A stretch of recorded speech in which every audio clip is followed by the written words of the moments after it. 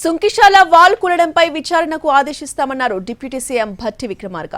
కాళేశ్వరం ప్రాజెక్టులోనే క్వాలిటీ లేదనుకున్నాం కానీ కృష్ణానదిలో నిర్మాణమయ్యే వాటిని కూడా బీఆర్ఎస్ వదల్లేదని ఆరోపించారు భట్టి.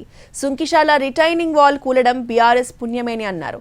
2021లో బీఆర్ఎస్ హయాంలో దీనికి అనుమతులిచ్చారన్న భట్టి రాష్ట్ర ప్రజల సొమ్ముని వృధా చేశారని విమర్శించారు.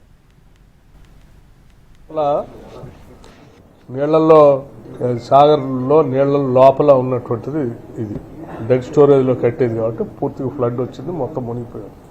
ఏం కనపడదు కూడా. ఎట్లా ఉందంటే చెప్తాను, నీళ్ళు తగ్గిన తర్వాత కానీ చూసి అది ఎలా ఉంది, ఏం చేయాలనేది చర్యలు తీసుకుంటాం. తప్పనిసరిగా అండి అన్నిటి మీద దీని మీద తేలుస్తాం కదా. అధికారులు ఆల్రెడీ ఇప్పటికే అడిగాం.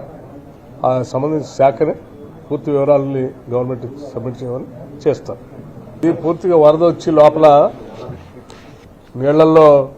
సాగర్లో నీళ్ళ లోపల ఉన్నటువంటిది ఇది డెడ్ స్టోరేజ్లో కట్టేది కాబట్టి పూర్తిగా ఫ్లడ్ వచ్చింది, మొత్తం మునిగిపోయాం. ఏం కనపడదు కూడా. ఎట్లా ఉందంటే చెప్తాను, నీళ్ళు తగ్గిన తర్వాత కానీ చూసి అది ఎలా ఉంది, ఏం చేయాలనేది చర్యలు తీసుకుంటాం. తప్పనిసరిగా అండి అన్నిటి మీద దీని మీద తేలుస్తాం కదా. అధికారులు ఆల్రెడీ ఇప్పటికే అడిగాం.